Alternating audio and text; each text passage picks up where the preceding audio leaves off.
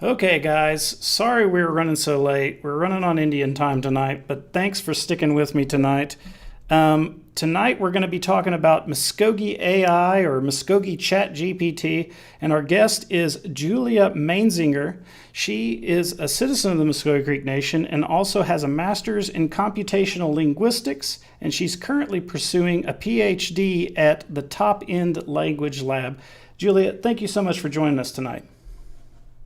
Yes, and so sorry for the delay. Thanks for having me. No problem. I guess to start off with, Julia, tell us a little bit how you got involved with the language and also because you were also involved with the Mvskoke Language Dictionary App and the mobile apps. Could you talk a little bit about your experience with that? Yeah, that's right. So I've been following what the tribe has been doing with language revitalization for a few years now. And during that time, I got interested more in linguistics, and that's how I started the degree in computational linguistics. And during that time, I got to know Dr. Jack Martin, who obviously works on the dictionary, whose many decades of work has been amazing, an amazing asset to our tribe. So so I helped him put his dictionary into the mobile app form, and I've been working with the College of the Mvskoke Nation to do other app sort of things like the New Testament app. And then most recently, actually in the last few days, we published the Mvskoke hymnal app. So that has lyrics and audio. So you can check that out. It's now available on the App Store. Awesome. Yeah. So one of the things, guys, and I forgot to tell everybody, this is Livewire, so obviously we take your questions from the chat. If you guys have a question about anything we're talking about while we're going through tonight, just pop it in the chat and we'll ask it as long as it's related to the topic.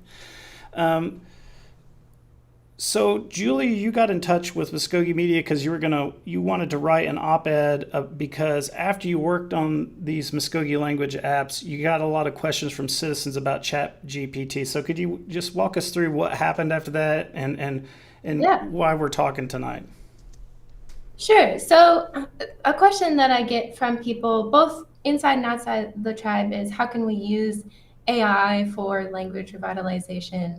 And I think what people are looking for is something like a chatbot where they can speak Mvskoke to the chatbot and then it responds in Mvskoke and they can practice the language or they can ask questions and learn things. And I think that comes from a really genuine place of desiring to learn the language. People want to have access to speakers, and also, people want to be able to talk to elders and their grandparents and their aunts and uncles, and we don't always have access to that. So I think that's a really genuine desire of people. Unfortunately, with AI, I think that because of this AI hype in the last 2 years, there's been a lot of misconceptions about what AI can do and how we can use it. And so part of my research has been, how useful is this?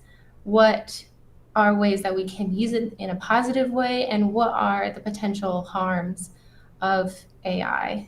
So, yeah, I think for people to understand the conversation, an important question might be what is AI? Yeah, Right. absolutely. Yeah. So there's a lot of different types of AI, and we've been doing AI since the 50s when we started making computers that could play chess. So AI is any sort of thing that can try to imitate humans. Um, And but in the last few years with ChatGPT, what we've been talking about is really large language models. So large language models is a form of generative AI. And generative AI is a type of technology where you input a bunch of data, you train a model, and then that model can do some stuff. It can find some patterns or it can output some data. Right. And And we the way should that is, yeah, go ahead. Well, I was just going to say for the audience too is we should kind of contrast that because I think a lot of people think of AI, they think of like, a brain that's thinking, like it has thoughts or Right. it's not like a set of rules. And so they're like, well, if we have, You might talk a little bit about language models and how those work. Like you were doing. Yeah. Sorry to interrupt. Yeah, sure. So the way that language models are trained is it's kind of like a fill in the blank game. So like if I say New York, the city that never blank, what goes in there?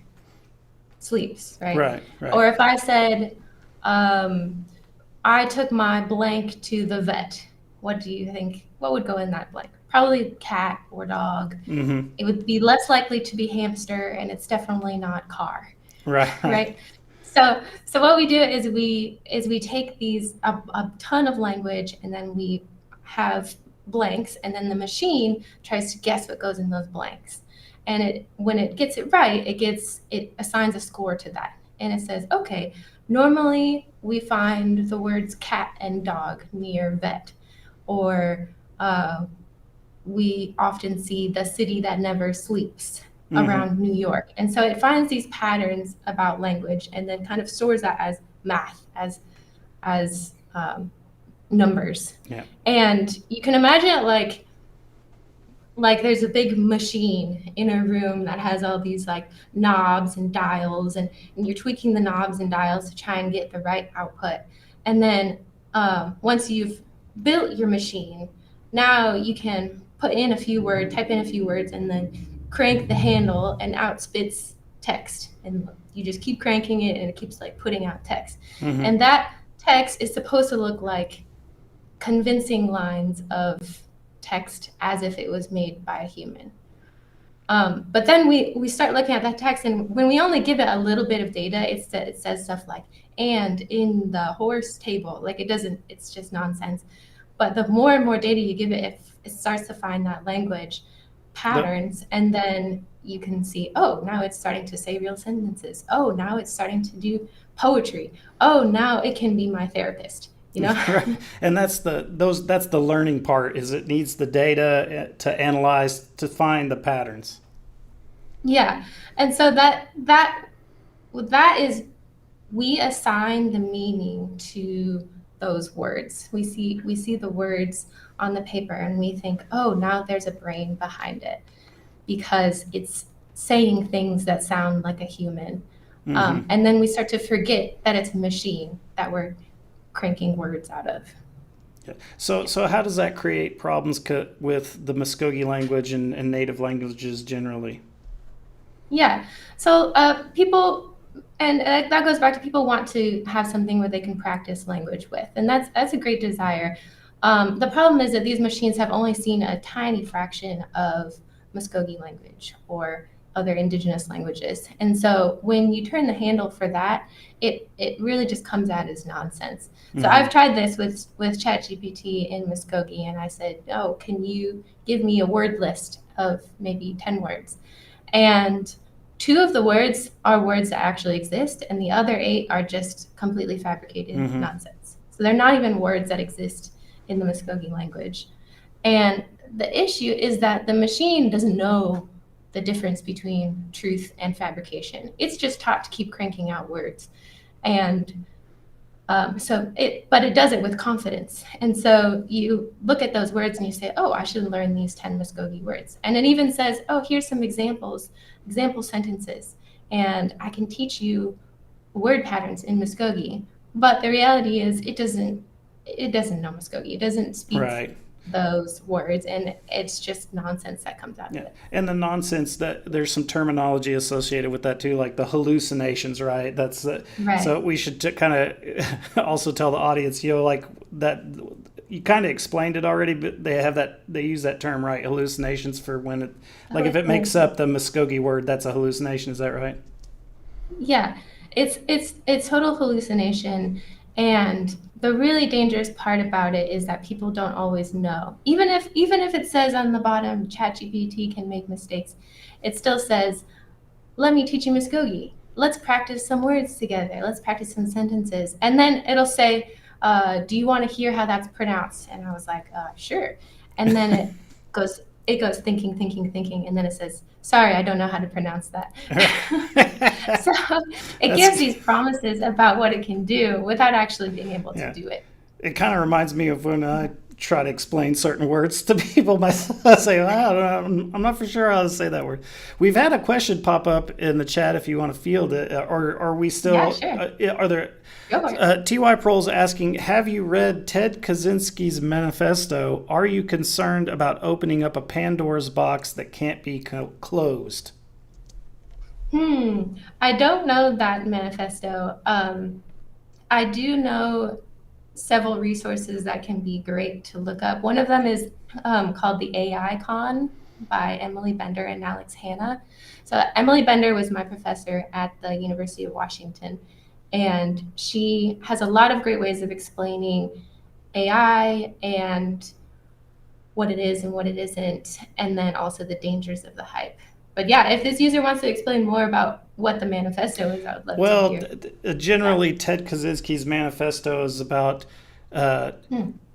every person getting access to unlimited information and the dangers that can create in the future, which is actually now, because you can figure out how to make a nuclear bomb and blow up a city or whatever, and Ted Kaczynski, if you guys don't know, was the Unabomber. That's who that was. And so that's part of his manifesto, was all about how individuals' access to unlimited information can destabilize society and so on and so forth.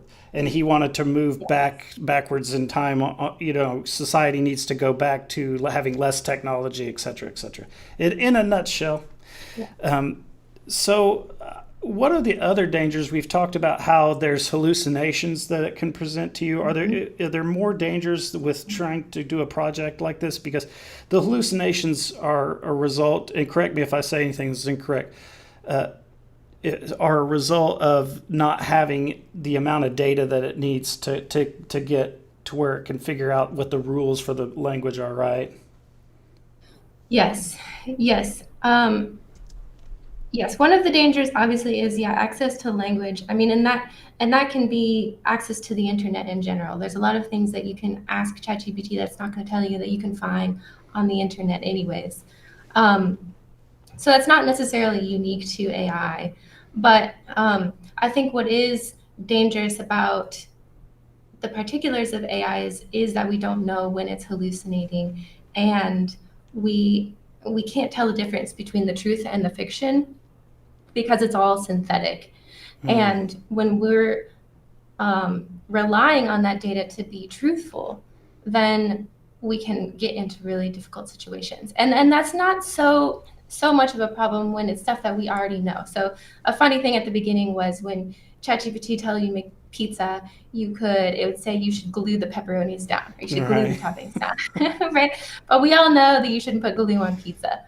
But if you're using something like, there were people publishing books on mushroom foraging that had been generated by AI, and then publishing these books on Amazon, and people are buying these as guides, depending on them to be truthful. And you could depend your life on this, how to identify mushrooms correctly. And now you're getting information that's totally synthetic, and you don't know that it's synthetic. Yeah. And so that's the real danger. And when it comes to Mvskoke, because it is a language where we have less speakers and a lot of people who are accessing it are language learners, that puts us more in a vulnerable place where we're depending on that thing to be correct. And when it's not correct, then we don't know, and we're learning bad information. Yeah, we've had a question pop up here that's kind of along those lines. Regina the Queena asks, what happens to data containing information about the language when it's used to train AI models that are owned by big tech companies? Can our language be stolen? Yes, I think that's a valid concern because there's data out there on the Mvskoke Nation's language and other information about our tribe that then goes into the training data, and we don't know what that training data is.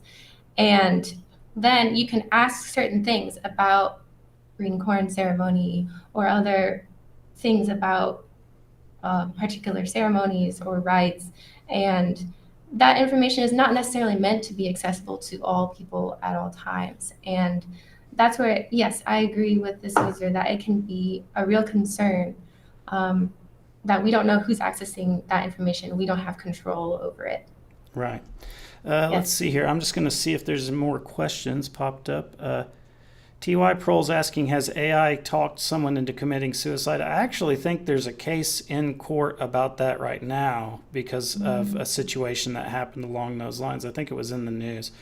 Regina the Queena asks, how do first language speakers feel about training AI models in the Mvskoke Obanuga? Yeah.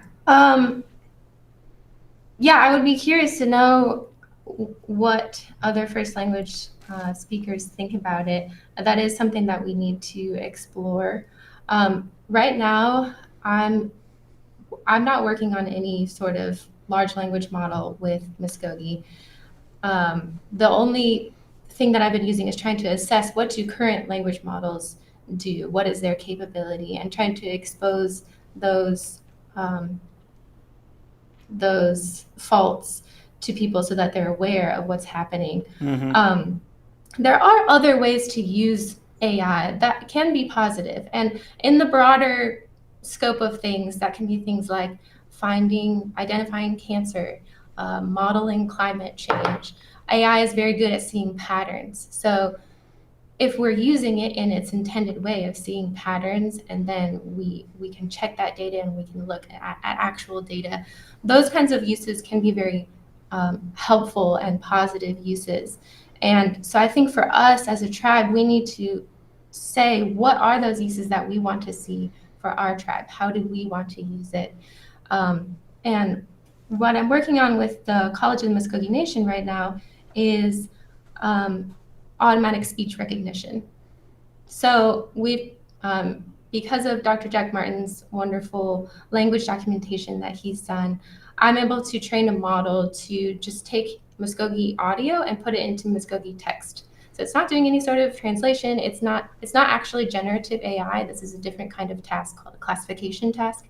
And the idea is just that you could take Mvskoke videos and maybe put subtitles on them in Mvskoke. And then if you're trying to search for information, I remember that interviewer talked about such and such a story, they could search for that and they could find it in the text, and then they could watch that interview or find that story. That would be awesome. So that kind of, is very focused on information access. It's more like just helping library and digital archive sort of stuff.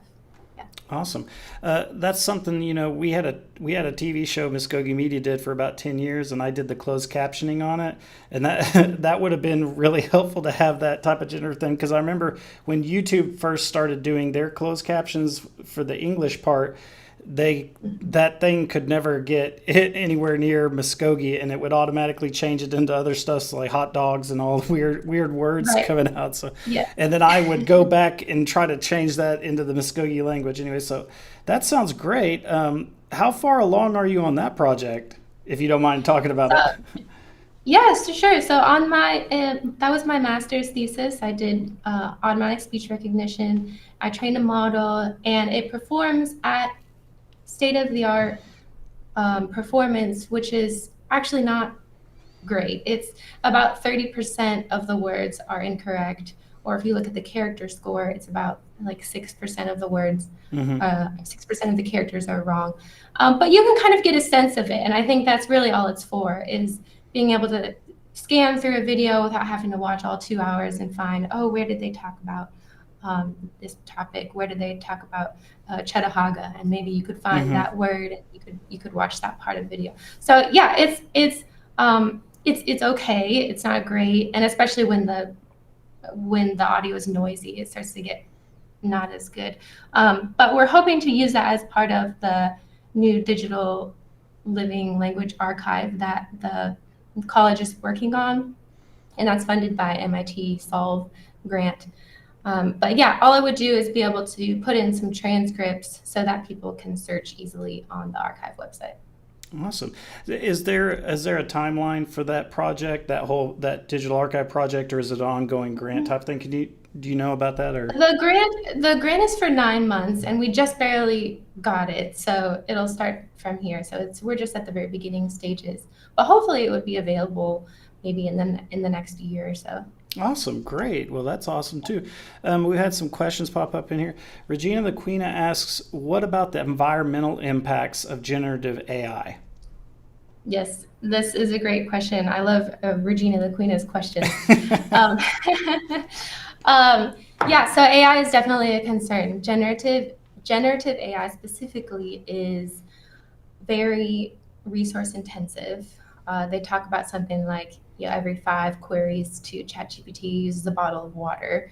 And obviously that's a recent concern with the data centers that are planning to be built in the Alabama Okmulgee, and the concerns with land usage, water usage, pollution. All those things are a very valid concern, and it's something that I think needs to be fought against. People's electricity costs are rising, and we don't even know what people are using all this AI for. Like, some of it might be really, really useful and things that we need to advance science. Other things might just be ridiculous mushroom foraging books that are being posted on Amazon. And what are we using our resources for? So yes, I definitely think that's a valid concern and something we need to be careful whenever we implement AI technology. ASR, automatic speech recognition, that I've been doing is much lower on the resource usage spectrum. So, and we try to keep all of our computing in-house. So the college is planning to hopefully build a computer that they can use on campus, so we're not affecting people in communities, and we can monitor our own electricity usage. Awesome. Andrew Miller asks, "Do you think AI will ever evolve to teach users to be fluent?" That's a really great question, and of course I would love to see that. Unfortunately, the amount of data that we really need to get to that point, we're just so far away from that amount of data. For English, it's like the whole English language. It's the whole internet. Yeah. And for Spanish and Chinese, and also the books, all of the books in the digital libraries and everything. Yeah. Yes, they have mountains of data. We have much less data than that. And for us to get to that point, we would need to spend a lot of human effort to annotate things, to translate things, to record, 5 million hours of audio. Yeah, and it also occurs to me too that there's, with the English language, there's kind of a codification that's happened, and with Mvskoke, there are still, in certain places they spell words a little differently or they pronounce words a little differently. Like there's not really like a lockdown codification of the Mvskoke language too. Exactly. There's variability within the spelling and between communities and the way that people pronounce things. So that's really hard to teach a model to do, because then it gets confused between the differences. So yeah, definitely. And the question then there is that really what we want to spend our time on? If it's going to take, 500 million man hours to train this machine, do we want to spend our time doing that, or do we want to spend our time teaching the language and speaking to the children? Where do we spend our time? Absolutely. TY Proles asking, could AI be responding in this chat, like asking questions? I think he's saying, like, could there be a bot who's the one who's asking sure. questions? I would say, there's bots, right? Probably. Chat bots that could go in and ask the questions, so for sure. Definitely. Well, Julia, we program normally runs about 30 minutes or so. We're at 24 minutes here. I did want to thank you for coming on the program. It's been great. And I know we had talked to you about doing an op-ed about this topic for the newspaper and online, and I know you're busy and you have a lot of stuff going on, and I wanted to tell you guys in the audience that's going to be coming, right, Julia? We're gonna. Yeah. The questions are really helpful for me to understand what are people concerned about, Awesome. and I can focus on those. So keep your eyes out for that in the future, either in the paper, probably in the paper, and also online. And is there anything about the topic that we haven't talked about that you think it's important to mention? No, I just think we can think together as a tribe. What do we want to see AI do for us? How do we want to use it in a culturally responsive way? And yeah, I just wanted to say thank you to all the elders and teachers who have worked with me on these projects and have been teaching me the language. And we really wouldn't do it without their help Absolutely. in all of the language activities and the community classes and those sorts of things. That's really what's keeping the language going, not us sitting and writing code. Right. Are we at the stage with this where there needs to be legislation passed? Is there stuff that the council needs to draft and pass to stop it, or to like put some guardrails on it, or is it something where we're just going to have to wait and see? What? Maybe there's a town hall that's happening, I think, on October 2nd that people could check out if they wanted to get more involved in sort of the legislation side of things. Oh, okay. At the Creek Nation or at the college? I think it's online. The last one I went to was online. Oh, okay. You're talking about at the federal level, the United States government, right? No. Just the Mvskoke Nation. Some people are getting together to talk about the data centers in Okmulgee, in Alabama, at the ancestral lands, and as well as here in Oklahoma. Okay, I might see, guys. I'm going to see if Julia can send me a link to that, and if I get the link to the meeting, I'll put it in the description of this video after the fact. So, because I don't have any links in there right now. I'm looking to see if there's any questions in here. Mvskoke Media needs to cover that meeting. We are going to take a look at it if I can find it. So I'm sure I'll be emailing Julia and say, hey, send me that link. So and really, I don't know, depending on who's having the meeting and if we can get permission, maybe we could live stream it and then everybody could at least watch it on our end. Well, we are right at 30 minutes, Julia. Thank you so much for joining us. It's been a pleasure to talk to you, and I do want to talk to you in the future about the grant when you guys get a little bit further down the road with the college, because that sounds really awesome. And I want to thank you guys too for tuning in tonight and asking all these great questions.